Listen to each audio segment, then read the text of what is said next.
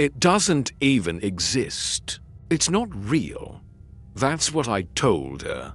So, it isn't scary. But Dad, my 7-year-old, protested, stomping her little foot on the crumbling patio behind our house. A patio built years ago by the kindly but hopelessly unhandy previous owners. Just let her be what she wants. My wife, Avery, said from the doorway. What she wants, my love, I replied, is to be the killer from Scream. The mask comes with a knife. I saw it at Spirit Halloween back in August. She can't bring a toy knife to school, Avery declared, and she can't wear a mask either. It's against the rules. She said it like it was new information, even though she knew I already knew. Schools in Oregon don't allow masks or fake weapons on Halloween. I'm sure plenty of kids get away with it anyway. But I really didn't want my daughter to be the killer from Scream. It wasn't the school rule that bothered me. It was the image of her stumbling around at night with a mask she couldn't see out of, dragging behind her younger sister who only cared about maximum candy collection. I sighed. It's just a guy with a mask and a knife. I'm not scared of that. Look at these muscles. I flexed dramatically from my lawn chair. The biceps of a 45-year-old English teacher, unaccustomed to both hard labor and regular exercise. Yeah. How about that, huh? I reached for the warm can of beer sitting on the weathered coffee table we'd rescued from the neighbor's curb last spring. Lily, my older daughter, studied me in silence, thoughtful, quiet. The kind of kid who always seemed lost in her head. Honestly, that thrilled me. I'd been the same way. Quiet, reflective, a daydreamer. Those traits had gotten me a good job. I taught English for less than 4 hours a day and was home by 3 every afternoon. I wasn't rich, but I had what I needed. An old but cozy house that just needed some work. 2 cars, a beautiful wife who'd put her career on pause to raise our girls, and enough free time in the evenings to read, sip wine, and pretend to write something meaningful.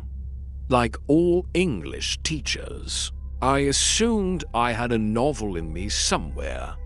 While others said it jokingly, I meant it. I was living the dream, or at least my version of it. Okay, Lily finally said. So what should I be? I'd been waiting for that question. Something scary, I told her. Something no one's ever seen before. I bet you could make the scariest monster ever all by yourself. I leaned back, took a sip of the beer, and immediately regretted it. Ugh, terrible. You should draw it first.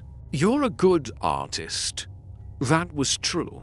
She'd inherited Avery's steady hand and artistic eye.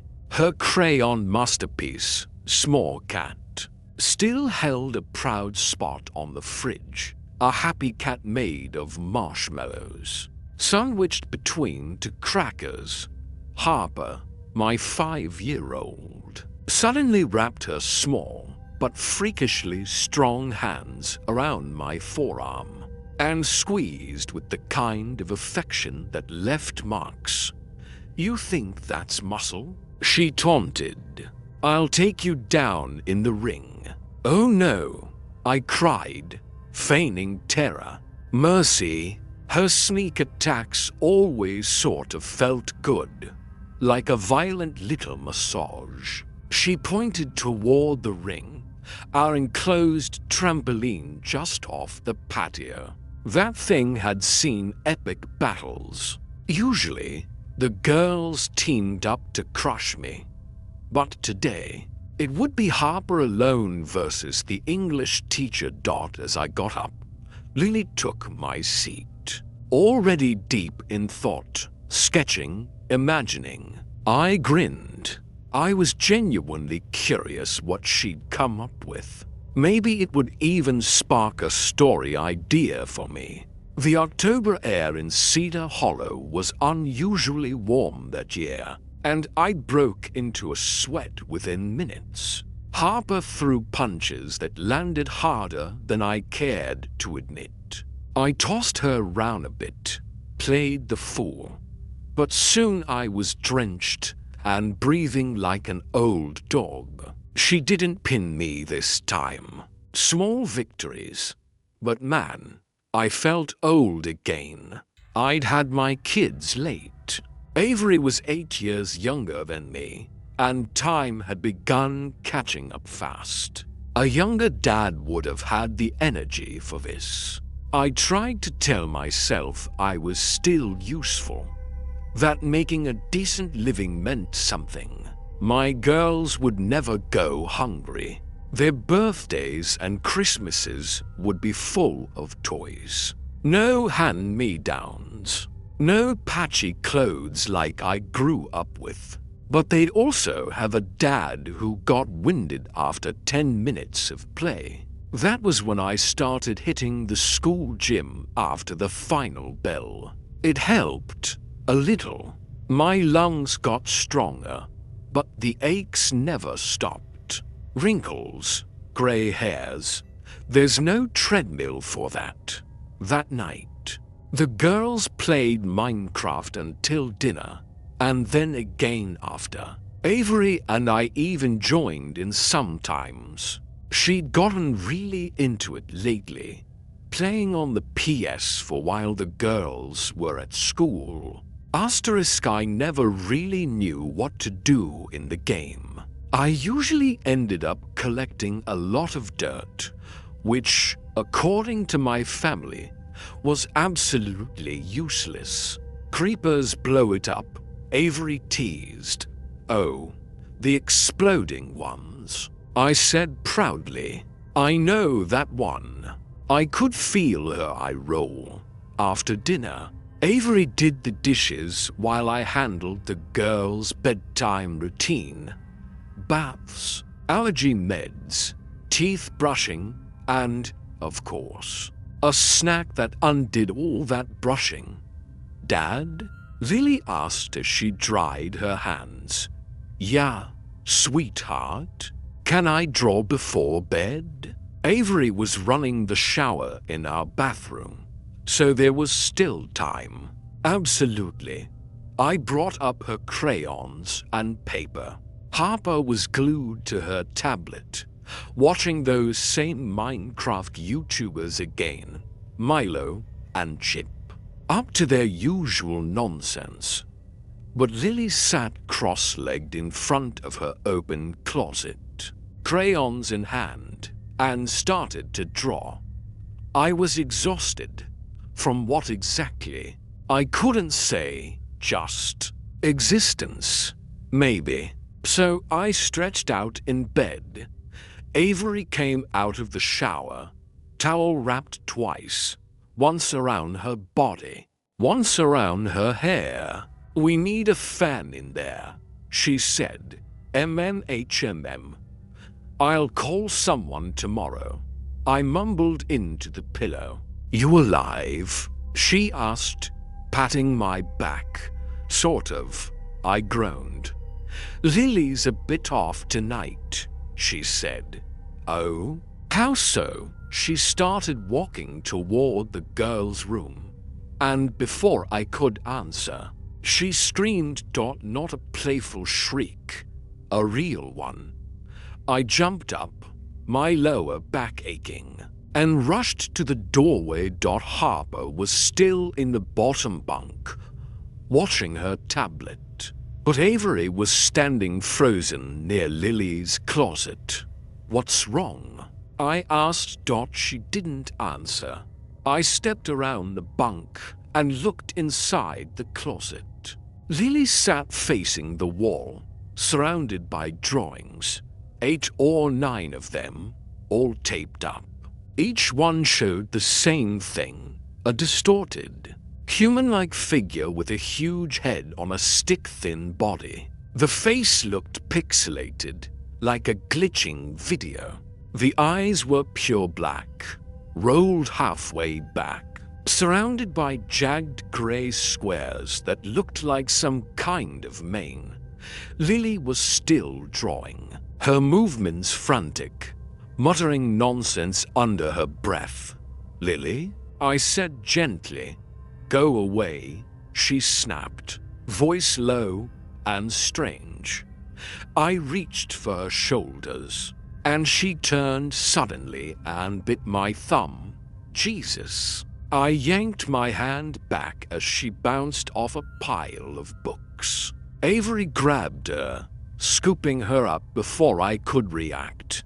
"Out of the way," she said, carrying her toward our bedroom. Harper didn't even look up from her screen. That's when I noticed the blood. I hadn't realized she'd bitten deep enough to break the skin. I stood there, staring at the wall of drawings, the same creature over and over. The eyes bothered me the most. There was a strange glint in them, like a reflection that didn't belong. Avery was pacing the bedroom with Lily in her arms when I stepped in. "Everything okay?" I asked. My tone came out sharper than I intended. "Look at your hand," she said. "You're bleeding." I shrugged, only now noticing the small trail of red droplets on the hallway floor. "Is she okay?" I asked. Lily looked sleepy, almost dazed. "You okay, kiddo?" "Yeah," she mumbled into her mom's shoulder. "Why'd you bite me?" She turned her head and looked at me with this blank expression. I didn't. I frowned and held up my thumb. "You definitely did." "No," she said softly. "You're lying again." "Again?" I repeated. "What do you mean again?" "You lie about everything."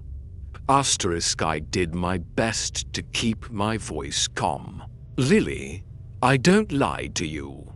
"What did I lie about?" She didn't answer.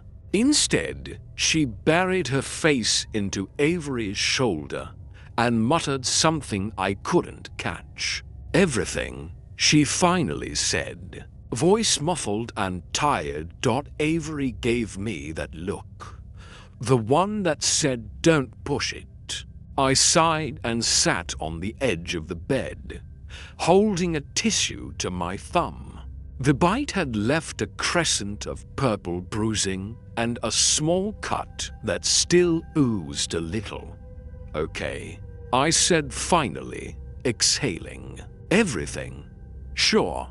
Then what's up with those pictures?" "Ha. Who's the monster?" Avery shook her head. "Not now, Nolan. She's exhausted." But Lily wriggled out of her arms and sat up beside me, still clutching one of her drawings. "I was drawing the monster," she said matter-of-factly. "Duh. What monster?" I asked, trying to keep my tone light. "It's pretty creepy looking. You said you'd make up your own, remember?" She nodded. "You told me to." "That's right. And you did great." I smiled, though the sight of those drawings still crawled under my skin. "But you were kind of out of it in there. Why draw so many? Why were you so mad?" "I wasn't mad," she said flatly. "You bit me, honey." Her brow furrowed. "No, I didn't. You're lying again." Avery put a hand on my arm. "Let it go for now." I wanted to argue, But she was right. I nodded and stood up, rubbing my aching back. Lily crawled under the blanket and yawned. Can I stay home tomorrow if I'm sick? Only if you actually are sick, I said. If I am, she whispered with a tiny smirk. Do I get to play Minecraft all day? Nice try, kiddo. Her smile faded, and she stared at me for a few seconds longer than felt normal. Then she turned over and went quiet. Later that night, I couldn't sleep.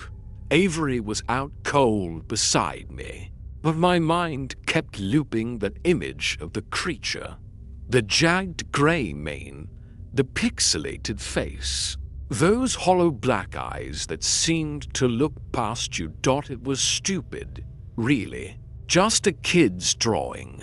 But the way she'd acted, the biting, the trance-like muttering, that wasn't like her. Lily was quiet, thoughtful, sure, but never violent. I got up around midnight and went to the kitchen for a drink. The house was still, the refrigerator humming softly. From the hallway, I could see faint light spilling from the girls' room. Their door was open. I frowned and stepped closer. The light came from Lily's closet, the one with the drawings. Lily, I whispered. No response. I peeked inside. She was asleep, curled up in bed. But the closet light was on, and someone, or something, had taped up even more drawings. Twice as many as before. Every single one was the same creature. Same black eyes, same crooked grin, same unnatural stance. But now, the backgrounds had changed. Faint sketches of a bedroom, a window, a bed. In one of them. It looked like our house. I stared for a long moment before flipping off the closet light. My heart thudded faster than I wanted to admit. When I lay back down in bed, Avery stirred. You okay? She mumbled. Yeah, I whispered. Just checked on the girls.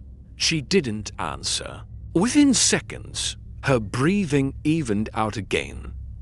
But I stayed awake, listening. And I could have sworn I heard faint scratching somewhere in the walls. The next morning, Lily seemed fine. Fine, actually. Cheerful, playful. Like nothing had happened. Good morning, she chirped, already dressed for school. You feeling okay? I asked. Yep. Avery smiled at me over her coffee. See? She just had a weird night. Maybe. But the bandage on my thumb said otherwise. As I packed her lunch. Lily was humming softly, some random tune. But every few seconds, she'd pause and glance toward the hallway. When I followed her gaze, there was nothing there. Later that afternoon, I came home early, one of the perks of teaching. The house was quiet except for the faint hum of the TV upstairs. Avery was in the kitchen. She's in her room, she said without looking up. Drawing again. I frowned. Already? She said it's for school. Something about a Halloween art contest. I nodded, though something about that didn't sit right. I went upstairs, pushed open the door to the girls' room, and froze. The walls were plastered with drawings, dozens of them.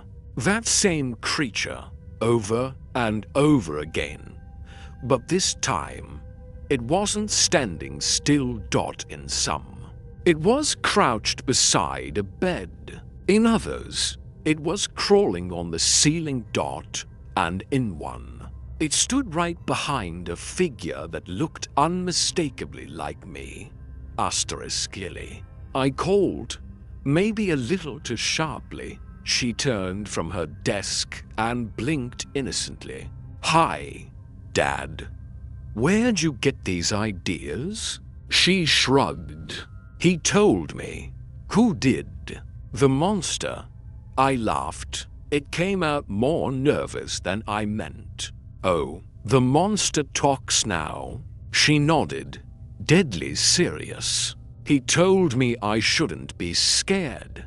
That he doesn't like you. My throat went dry. What do you mean he doesn't like me? Her smile widened, slow and unnatural. Because you said he isn't real.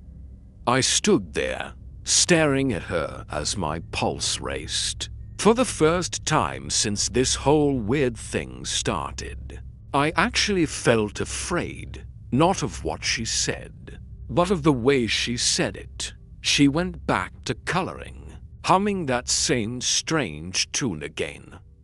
I walked out, closed the door quietly, and leaned against the wall. My hands, you lie about everything, she said again, her tone flat, like she was reading it from somewhere inside her own head. I tried to smile. Come on, Lily. What did I lie about? She buried her face into Avery's shoulder, voice muffled. Everything. Avery exhaled and handed her to me. Here, your turn. I'm done for the night. She walked into our bathroom, leaving me standing in the doorway with our daughter in my arms. I set Lily down on the bed carefully.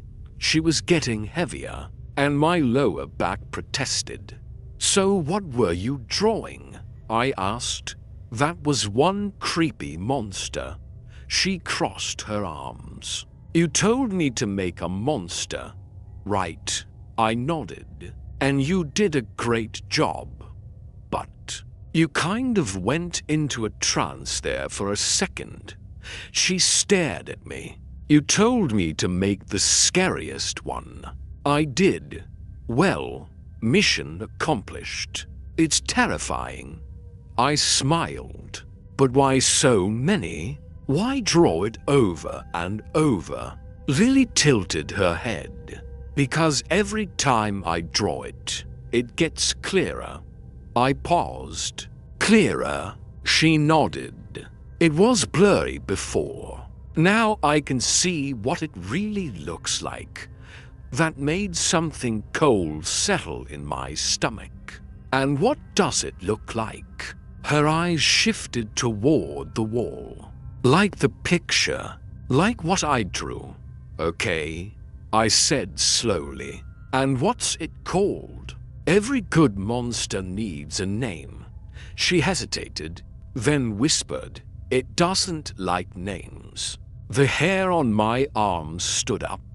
Who doesn't? I asked. The thing. Later that night, I lay in bed, my bitten thumb throbbing. Avery had fallen asleep beside me, the bathroom fan still humming. I couldn't stop thinking about those pictures. The blocky, glitched-looking face, the black eyes with that white shimmer, like pixels catching the wrong kind of light. Kids draw weird stuff, sure, but this was different.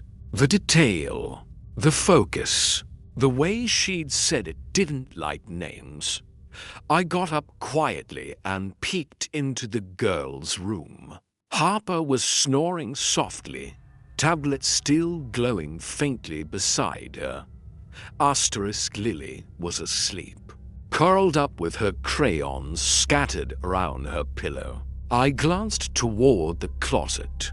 The drawings were still there, covering the wall in uneven rows. All of them were the same creature, all of them staring directly out. The next morning felt normal enough. I bandaged my thumb, and helped get the girls ready for school. Lily seemed fine, maybe a little tired, but no more strange behavior. Avery had a parent-teacher conference to attend that afternoon, so I'd be home alone grading essays. "Don't forget to call the electrician," she reminded me as she headed out the door. "I won't," I lied. By noon, I was sitting at the kitchen table with a stack of essays I didn't want to read and a cup of coffee that had gone cold twice already. The house was silent, except for the occasional creak of the old floorboards and the wind outside. I stood up, stretched, and walked down the hall to the girls' room. Their art supplies were still on the floor. The closet door was open again. The drawings were gone. Every single one. The tape marks were still there, little squares of peeled paper and residue. But the pages themselves had vanished. I checked the trash, the desk, even the recycling bin. Nothing. I texted Avery, "Did you take Lily's drawings down?" No response. I told myself Lily probably did it before school. Maybe she'd wanted to start fresh. But something about that idea didn't sit right. Because later that afternoon, when they came home, I asked her directly, "Hey, Lily, what did you do with those monster drawings?" She froze mid-step. "What do you mean?" "They're gone. Did you take them down?" She blinked slowly, then smiled, the kind of tight, uncertain smile kids make when they're trying to figure out if they're in trouble. "They're not gone," she said. "It took them." "What do you mean it took them?" I asked. "The thing from the pictures," she said matter-of-factly. "It doesn't want to be seen anymore." That night, I had the first nightmare. I was standing in the backyard, staring at the line of trees behind the house. The air was thick, humid, the kind of Oregon fog that clings to your clothes.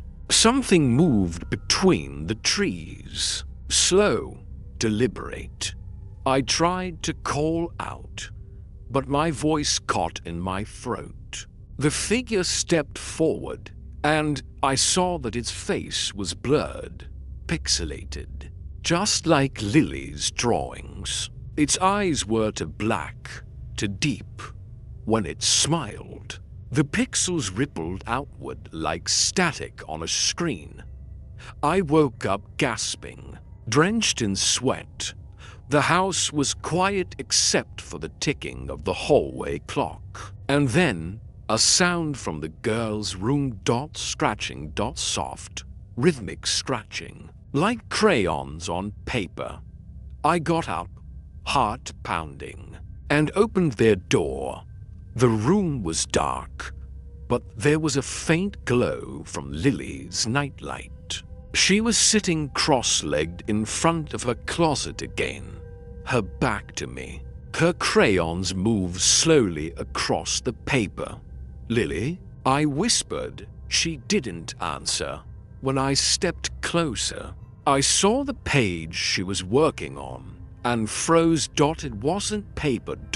It was the inside of the closet wall. She was drawing directly on it, her hands trembling as she outlined that same distorted shape, the head to large, the limbs to thin, the eyes black and glossy. "Lily, stop," I said, grabbing her wrist. She turned her head toward me.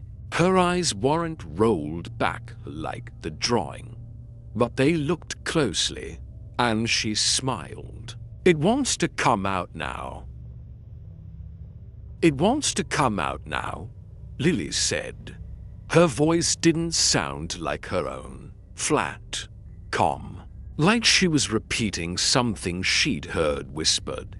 Out? I repeated, trying to keep my tone light. Out of what? She blinked slowly.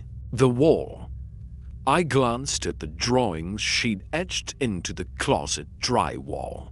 The thing's outline was jagged, almost shaking, like her hand hadn't been steady. But the eyes looked alive, black crayon pressed so hard it nearly tore through the plaster. Okay, I said softly, that's enough drawing for tonight. She didn't fight when I took the crayon away. She just looked up at me and whispered, "It's already out." Dad, I didn't sleep the rest of that night. Every sound, the pipes, the creaking floors, the wind brushing the windows, felt deliberate, like someone moving quietly through the house. At one point, around 3 a.m., I went to check the girls' room again. Both were asleep this time, but the closet door, it was open. I shut it and leaned my weight against it for a moment, heart hammering, before finally going back to bed. When morning came, I tried to brush it all off. Maybe she'd overheard something, or maybe she'd watched something scary on Harper's tablet. But when I went to the girls' room again after breakfast, the drawing on the closet wall had changed. It was darker. The lines looked wet, and where the monster's hand had been before, a new shape was added, reaching outward, a hand, long, gray fingers pressed against the inside of the wall like they were trying to push through. Avery didn't believe me when I told her. Maybe the crayon melted or smeared, she said while loading the dishwasher. You probably saw shadows. I know what I saw, I said. The wall was wet, Avery. She gave me that tired look people give when they think you're just stressed out. You've been working too much, Nolan. The girls are fine. Lily's just got an imagination like yours. That stung, not because she was wrong, but because she might have been right. Still, when bedtime came, I couldn't shake the feeling that something was wrong. I tucked Harper in first, then Lily. As I turned off their lamp, I said, "No more drawing tonight, okay?" Lily nodded, eyes half closed. It doesn't need me to draw anymore. That stopped me cold. What do you mean? I asked. Her voice was soft, sleepy, but she said it like she was telling me a fact. It already knows the way. That night, I dreamed again. The same fog, the same woods. Only this time, the trees weren't still. They were breathing. In the distance, I saw the thing from the drawings, tall and skeletal, its head twitching in little bursts of static, like an image buffering on a broken screen. It stood just beyond the tree line, its face flickering between shadows and something human. When I opened my mouth to scream, the thing raised one long hand, and I woke to the sound of tapping. Tap, tap, tap. It was coming from inside the closet. I froze. The digital clock read 3:08 a.m. The house was dead silent except for that faint, deliberate sound, like fingertips against wood. I sat up, every hair on my body standing on end, and reached for the flashlight on my nightstand. Avery stirred beside me. "What's wrong?" she whispered. "Shh," I said. "Listen." The tapping stopped then. From down the hallway, a slow creak. I got up, flashlight in hand, and crept toward the girl's room. The door was cracked open. Light from the nightlight spilled across the floor, painting the hallway in dim orange. I pushed the door open and froze. Both girls were asleep, but the closet door was open again. Asterisk and inside, etched across the drywall in fresh black strokes, were new drawings, drawn in thick, smeared lines that hadn't been there before. The thing was halfway out now, its head tilted forward, its arm extended toward the bedroom. The air smelled like wet dirt. I took a step back. Asterisk something moved in the shadows of the closet. Not fast, slow, deliberate. Then a pale hand reached out from the darkness and gripped the frame of the closet door. The fingers were too long, the skin gray and thin, almost translucent. The light flickered. I stumbled back and slammed the door shut. Holding it with both hands, a sound came from behind it. Not scratching, not tapping, but breathing. Heavy, steady breathing. "Dad?" Harper's small voice whispered behind me. "Go back to sleep, honey," I said, my voice shaking. "It's okay." "It's not okay," Lily said softly from her bed. "You can't keep it out anymore." The next thing I remember is the door giving a single, soft thud. Then silence when I finally opened my eyes. Morning light was cutting through the blinds. The closet door was still closed. The wall was blank. Every mark, every crayon stroke gone. No trace of the thing. No sign of anything that had happened. Lily was sitting up in bed, watching me. "Morning." "Dad," she said calmly. "Morning," I managed. "Did it go away?" She tilted her head. "It doesn't go away. It just finds someone else to draw it." A week later, I replaced the drywall in the girls' closet, painted over everything. The house has been quiet since, but sometimes, at night, I swear I hear tapping from inside the walls. Not loud, just faint, like crayons against plaster, and I still find the same black fingerprints around the window frames. Small, one's too small to be mine.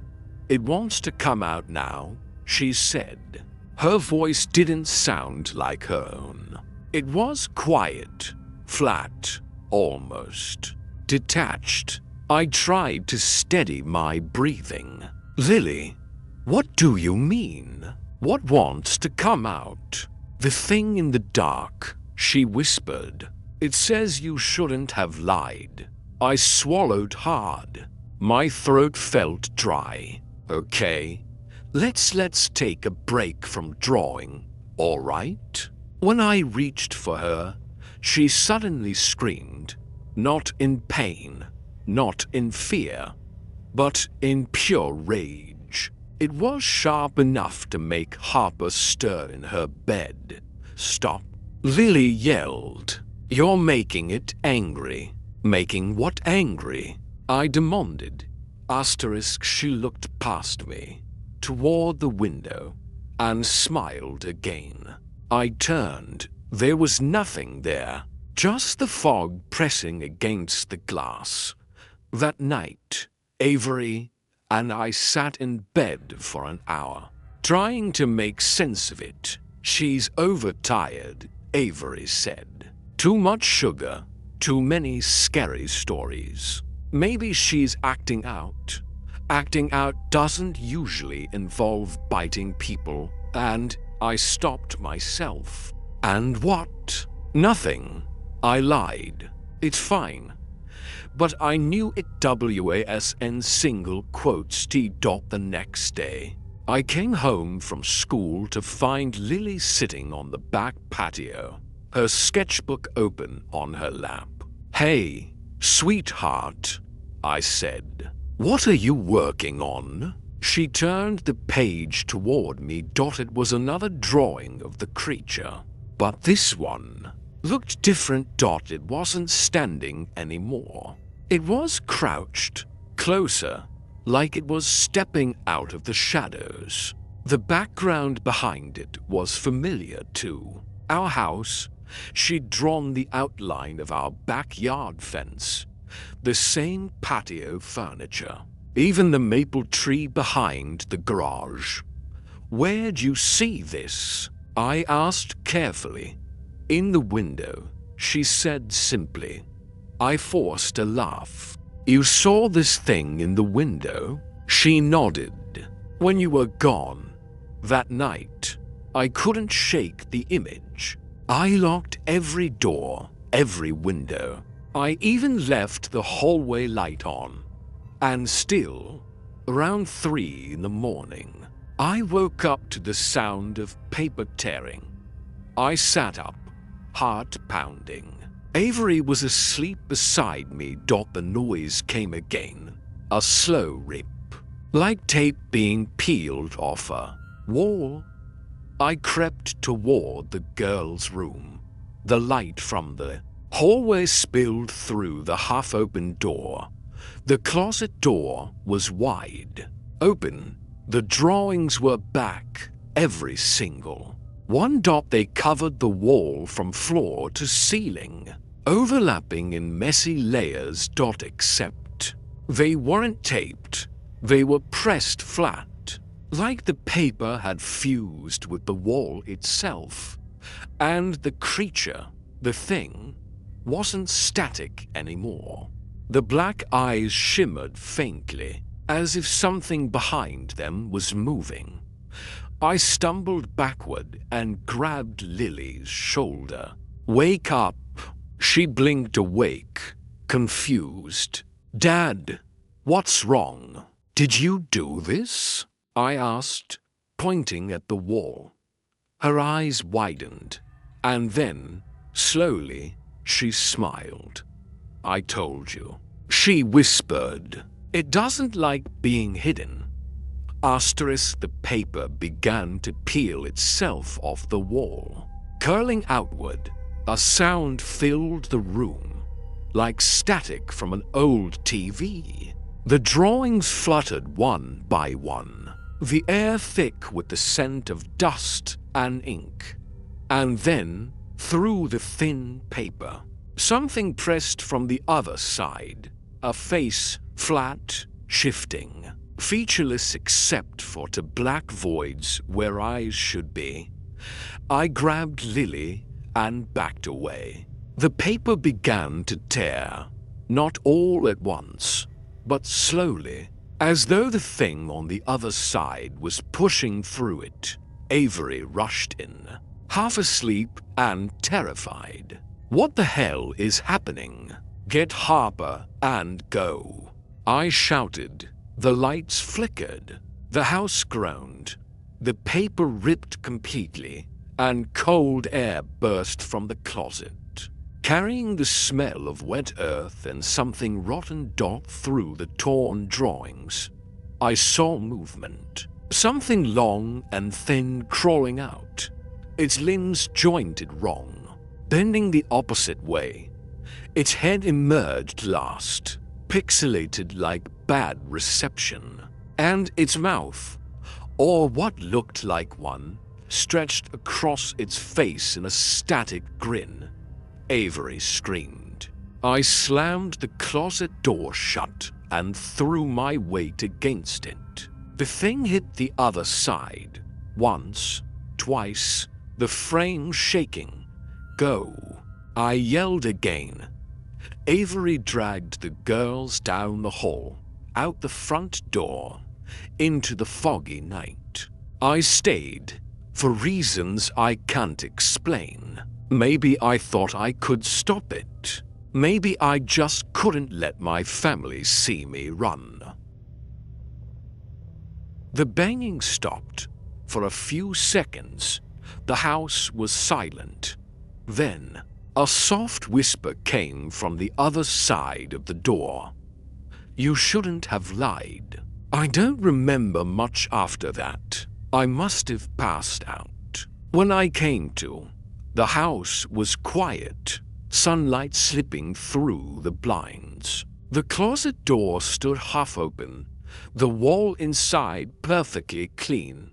No drawings, no torn paper, no sign of anything. Avery didn't want to come back.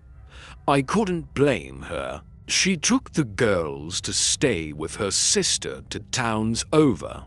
I've stayed here in Cedar Hollow ever since, trying to convince myself it was a nightmare. But sometimes, at night, when the wind hits the house just right, I swear I can hear it. The sound of crayons scratching against the wall. And in the morning, when I pass Lily's old closet, there's always one new drawing taped to the door. Always the same face. Always watching.